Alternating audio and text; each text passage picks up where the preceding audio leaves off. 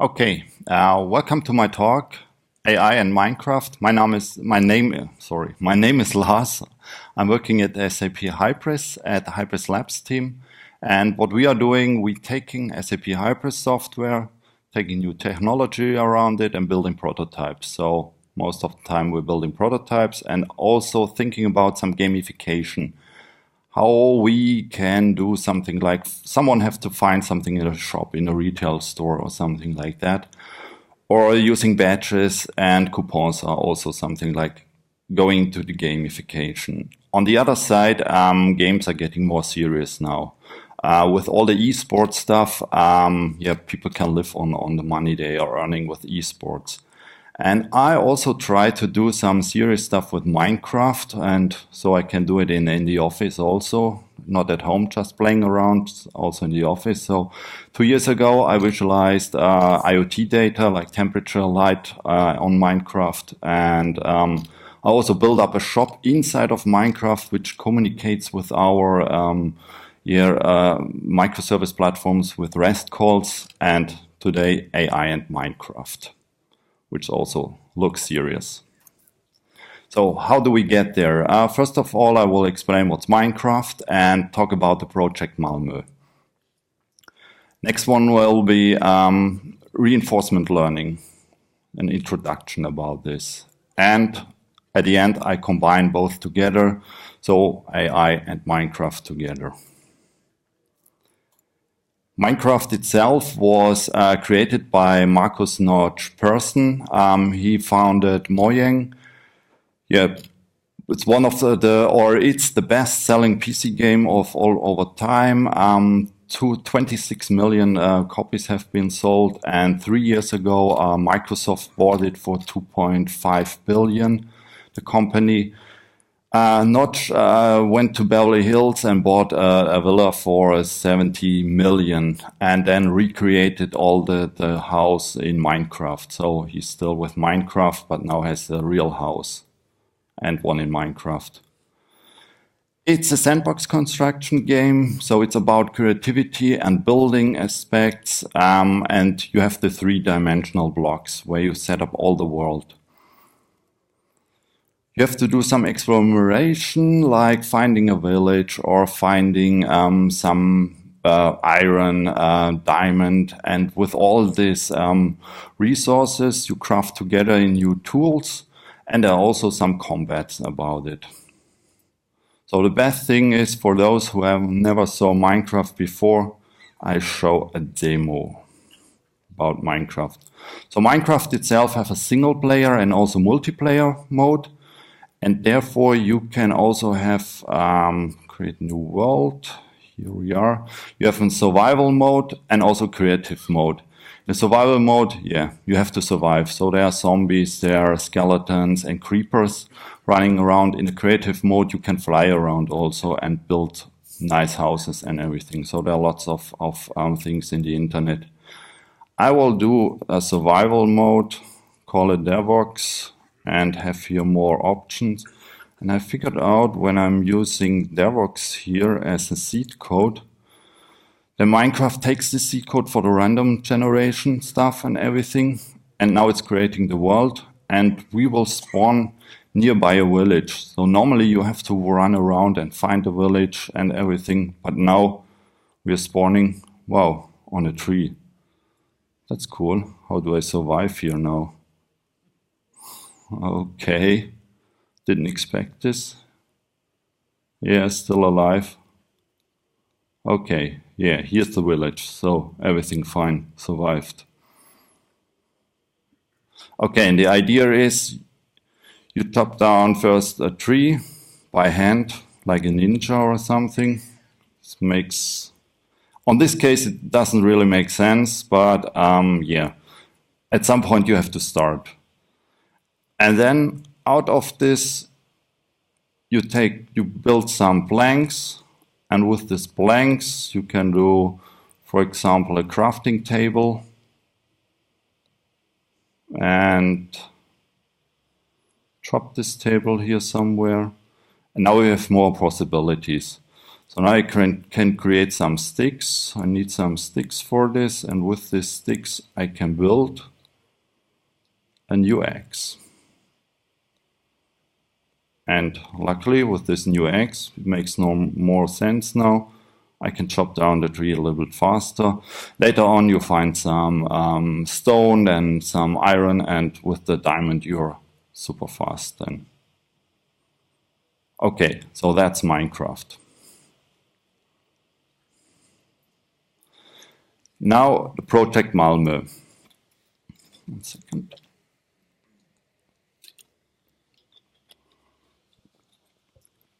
So the project Malmo is an open source project. It's from Microsoft Research Lab in Cambridge. And yeah, Minecraft itself, it's not open source. So this is still, you have to pay for it. But Malmo is open source. And Minecraft Forge is a community project, which is doing modding stuff for Minecraft. So it's one of the greater modding frameworks where you can change the behavior. And Malmo, for example, is doing this you have some mission XML file where you create the world easily and get the world state. This means you know where your agent is, and also can send commands like move forward, attack something, jump. We will see some later on some example. And the agent itself can be written in Python. Yeah, it's machine learning, so everything has to be written in Python. I have the feeling if you write some Hello World program, it's already machine learning, because you're using it with Python. Yeah. Then it's also possible in Lua, C++, C#. Yeah, it's Microsoft. They use C#. Java also, because Minecraft itself, it's written in Java. So the modding framework itself, it's not allowed to distribute Minecraft itself. It downloads the jar file, unpacks it, and just put some hooks inside of it. And there's where Malmo also adding some hooks inside of it. Then it's also Torch, which is like a machine learning framework like TensorFlow, but it's written in Lua. So you write that code in Lua. And the arcade learning environment. I have later a video about this. Okay, let's take a look at some example. So this is a Python file here. You can see it here, import, simple import, no strange stars or something. Inside of the Python file you can define the XML with the mission, give it name, for example, and here is some generator string for all the layers you're setting up. So in this example it will be nice colorful layers, and then we draw a sphere inside of this so you see all the layers. And also there will be some lava where it shouldn't fall in, obsidian, and the diamond block. The diamond block is the goal where the agent have to run through. The agent itself can get a name, position, and it also gets an pickaxe as inventory. What else? Ah, yeah. The game itself, or the mission, it ends when it reaches the diamond block. So let's run this. I think it's this one, yeah, tutorial. And now in the background, what was this? Yeah. It starts, it runs, digs and digs again, and now it jumps and finds the diamond block. At this point, this had nothing to do with machine learning. This is just sending commands to the agent. So this part is here. So first of all, it takes the pickaxe from the inventory, looks down, then I have put here, oops, sorry, then I have to add here 4 seconds so you can enjoy the view, and then just moves and attacks. And there's also some observation here. So when it detects lava, it jumps. When it's not lava anymore, it stops jumping. So one more to see it again. So it looks down 4 seconds, so you can see the nice colors. And now it digs and digs, finds lava, jumps, done. But there's no intelligence about this. The intelligence is how to write this.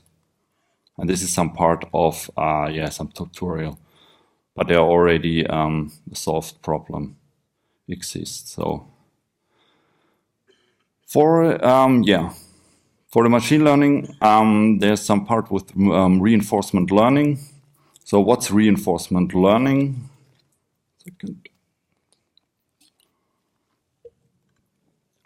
So we have on one side the supervised learning. Yeah, right. So this is the part where we have some classification.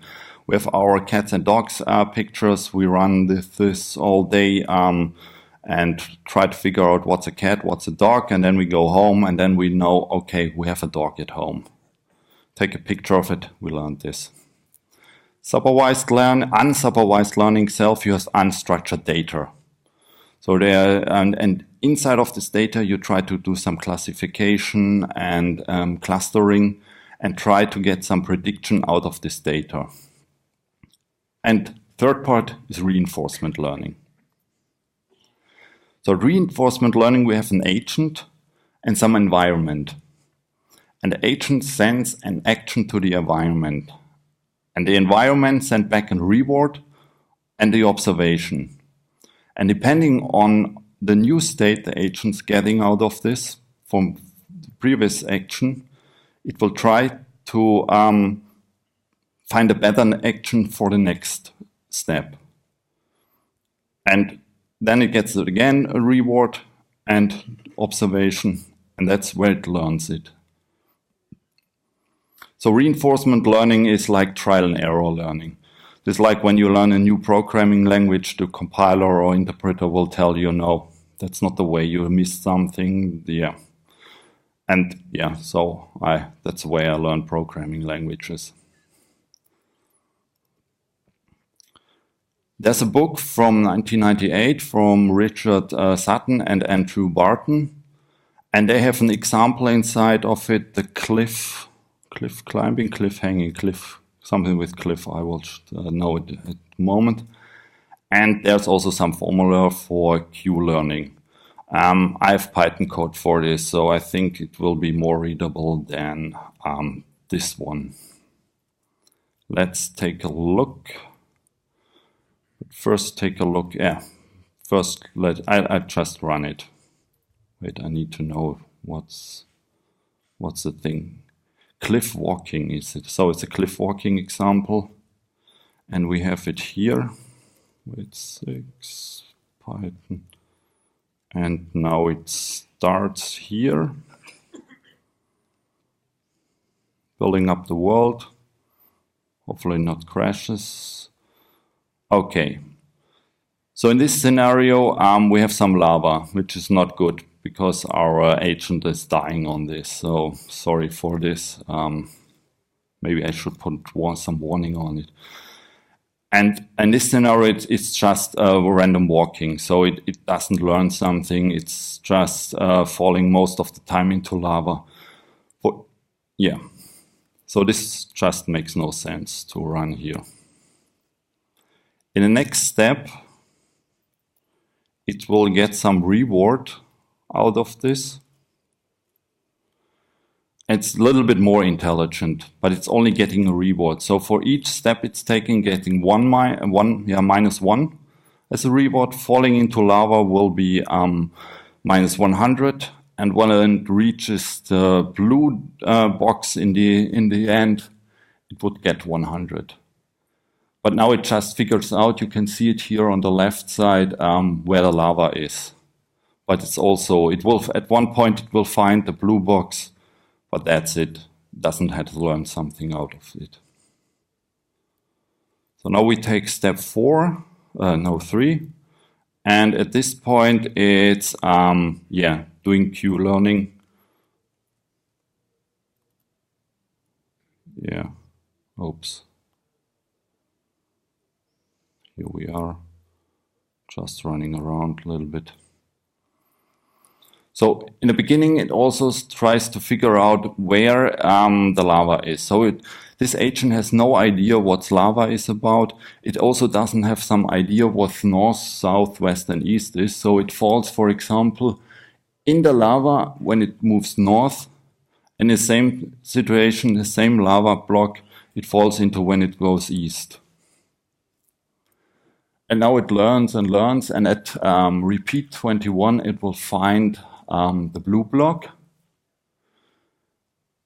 Yeah, we have to wait a little bit.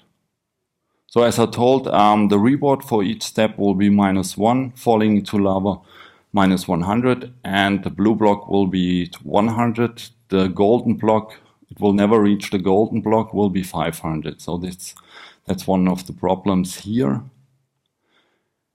You can play around with alpha and gamma with the formula I will showing later next on. So now it got the blue block. And now you can see there's the green dot will move further and further to the beginning. So now it falls into lava once again.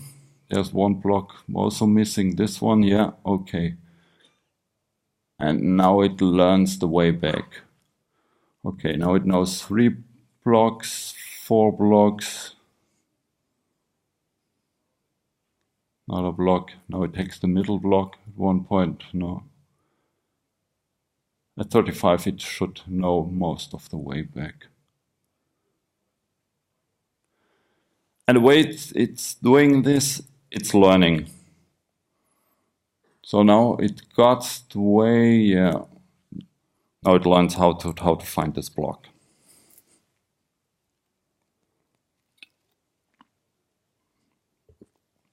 And here you can also see the numbers.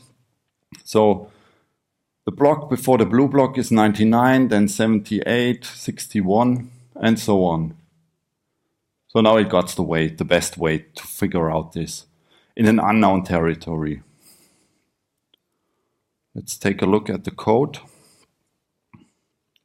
So what we want to do is to fill a queue table with the previous state and the previous action. So when we're standing in front of the blue block and moving east, or view on this side, I will get a reward of 100 for this. And I want to know to calculate the block where I'm standing in front of the blue block. So this is the previous state. And therefore I'm getting a new queue. In the previous example, it was just the old value, so it doesn't learn something, or only the reward. But with this here, I take the old value and the reward, which will be in this situation 100 for the blue block. Then a maximum queue, which will be the current state. So the blue block has no value at the moment because it's new, and at this point it also stops. So it will be 0. Then minus the old value, which was -1. And also with this and with some alpha and everything, so we're getting 99 at this point. And now we are starting from the beginning and are in front of the, here's the blue block. I'm here for the blue block and I want to calculate this block here. So I can show it if it still runs. Yeah, this block here. So the old value is still -1 or some value around -1. I will get a reward only of -1 because I'm moving 1 up. I have a reward of -1. But the maximum Q value of this is the current state. So this is the block I'm standing in front of, the blue block. And there's the maximum value is 99. And this one is multiplied by gamma. I just choose 0.8, so I'm getting 80% reward out of this maximum. And then I subtract -1 and everything. And so this is the value 78. And with this, the value is back propagated to the beginning. So I start with 99, 78 and everything. Still running, yeah. can stop it. So here we have 99, 78, and so on. And that's the way it learns to find the blue block. But one problem is here with this one, yeah.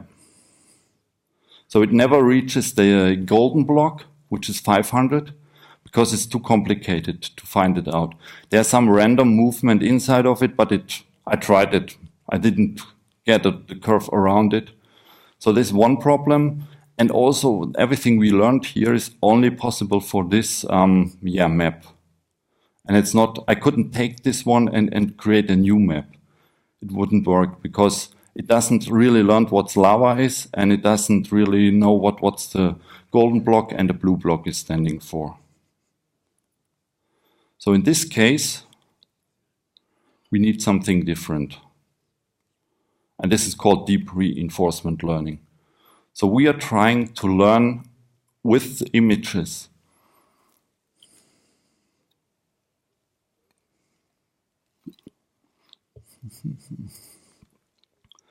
So now we are having the yellow part here. So it's reinforcement learning and supervised learning. And with supervised learning, we can take, it's with the classification with the dogs and cats. So we take some images and we just start everything to learn. So at one point it learns it will be getting 500 points out of the yellow block. So we have different maps, different scenarios, and it will learn with the golden block it will be 500, blue block will be 100. And Malmo also stores the video out of every run, and the reward and the movement.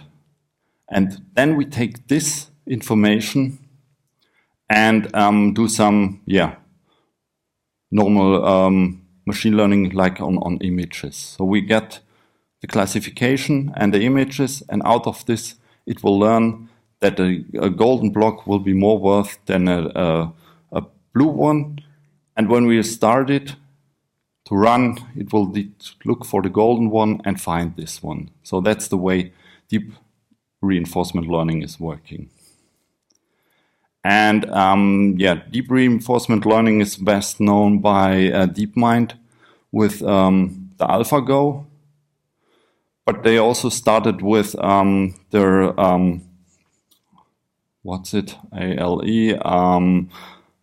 Arcade. Yeah, Arcade, not Atari. I always have Atari, which is nearly the same, but Arcade learning environment. So here's an example for Breakout, which runs on an arcade machine. And the only information they have about this is the points, the scoring points, and the lives, which are 5 at the moment. So this is just some memory value inside of the RAM. So you put in an cartridge, this will load it to the RAM, and inside of the RAM you have the points, the lives, and also the video data. And then I took this out and have the movement left, right, and idle, for example. And out of this, they trained the machine. And here I have a video. So this is about 100 trainings. Still a bit stupid, but it hits the ball, it doesn't move. 200 trainings, a little bit better, yeah. And 400 is getting more better. So in this case, they just move left, right, and try to figure out, the reward will be if it will, lose. At 600, it learned that you build up a tunnel and then you can throw in the ball here.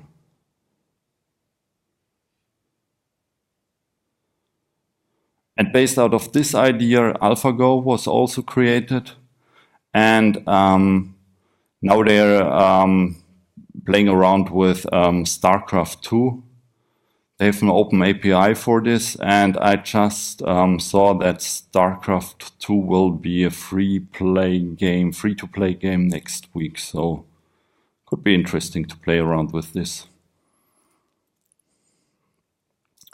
Okay, yeah, and at the end I thought, okay, we have this with the deep reinforcement learning.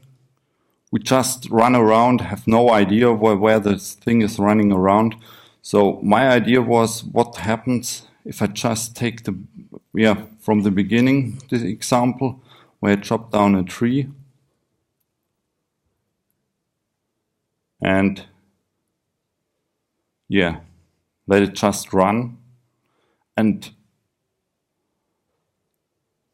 it chops it just down. It's just some idea. So now the next step would be, it tries to learn, depending on it has a tree now, and do some, building some tools out of this, creating new environment and everything, creating a house or something. And it would be interesting to see such thing, to develop this. And you only need to tell it, like a stone axe is more worth than a wooden axe. So you have to dig around and find some stone. Therefore, you need a pickaxe or something. And let's just have to learn it. Like a pickaxe is more worth, a stone pickaxe more worth than a wooden pickaxe, and everything. And the interesting part would be, if you just set up everything and would run this half a year, and then take a look what has this agent built out of this. For example, have it built maybe Neuschwanstein, or how do it survive against the monsters? And you also need to do some farming and with animals and everything. So this would be interesting to see and go further with this. And the same idea is also with StarCraft 2, but that's another topic. So that's it. Thank you.